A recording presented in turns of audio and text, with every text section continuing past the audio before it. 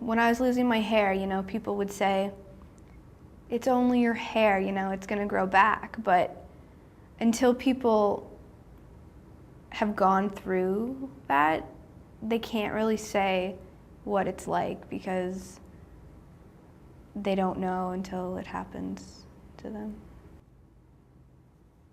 My name is Nicole Kaiser. I am 20 years old, and I was diagnosed with non-lymphomic Hodgkin's disease when I was 16 years old.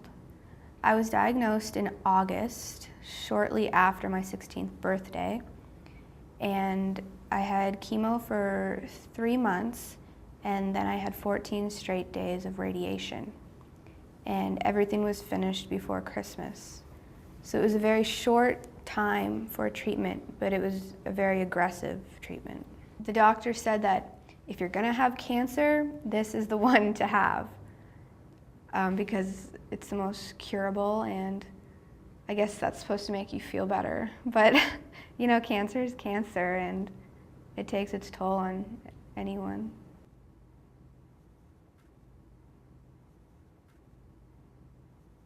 For radiation, they mark you with the same needles they use for tattoos.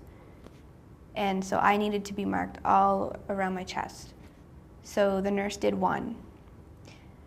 And it hurt so bad. And I wouldn't let her do any more because it was really painful. So instead they used permanent marker, which was fine. But I was in school, or I had a dance coming up at school, and I was going to go to it. I hadn't seen my friends, and I wanted to go. So I remember having to try to scrub off this permanent marker before the dance so that you wouldn't see it with the dress I was wearing. So it's kind of like, you're in radiation one day, the next you're going to a school dance. It's hard to sort of make the transition and still feel like, you're a normal teenager.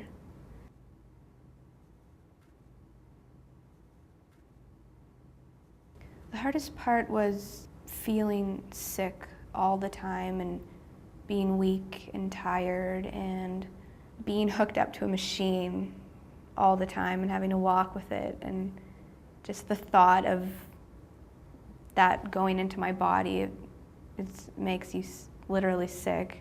When I would have my port flushed, which is what the chemo would go into my body from, the smell of them cleaning it or the smell of getting a needle, the alcoholic swab or whatever it was, it would make me sick because it just brings back the memories of having chemo put into your body.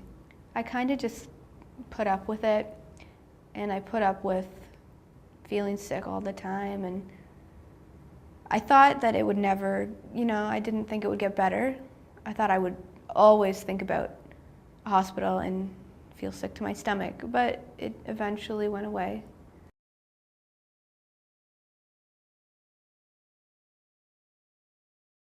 I was a 16-year-old teenager in high school, and no teenage girl wants to lose their hair.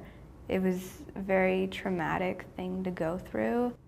I think it took about a month for it to completely go, and then I wore bandanas all the time. I hardly ever let anyone see me without anything on my head. And I had a wig that I wore, so that helps to know that you can go out and still not look like a cancer patient.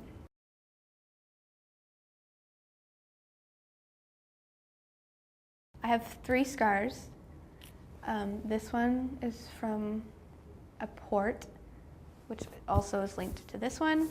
This one is from the biopsy that I had done. These 2 don't bother me at all. I have one right here from my port. It should have been located under my breast, but because the cancer was in my chest area, they couldn't get past it to put it where it was supposed to go. So they had to put it right here. I regret not being more involved in decisions like that. I know it was during surgery, you know, they didn't expect to find the cancer there and not be able to get past it, but there were other options. Like you could have had a port in your arm where they wouldn't have had to do any surgery. So I feel like I would have definitely made a different decision if I would have known that, you know, there was going to be a scar for the rest of my life in the middle of my chest.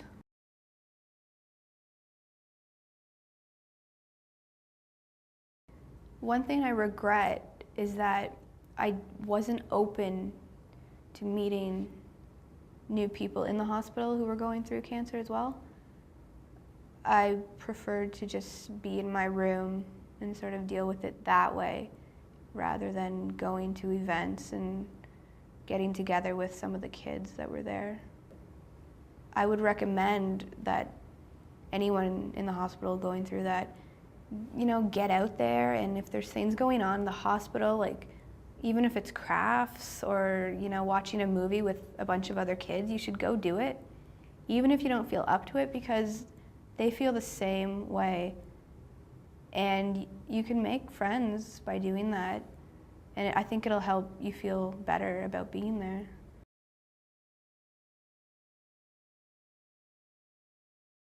For parents living with children, their children going through cancer, it's just as difficult for them, you know, to see their kid, their child going through that.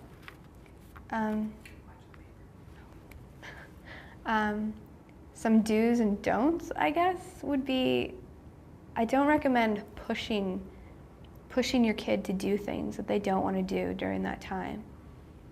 Like, I really respected the fact that if I didn't want to do something, my parents didn't make me or push me to do it. You know, it should be your decision on whether you want to do something or not. So nobody else should force you to do something you're not comfortable doing.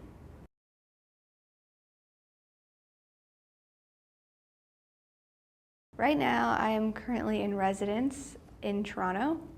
I am in the fashion arts program, and this is my first time away from home, and it's been a difficult time, I'd say.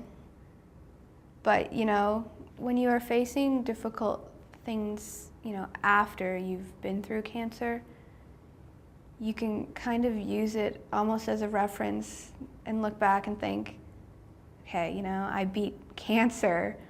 I can get through another 2 weeks of feeling homesick or another week of studying for an exam.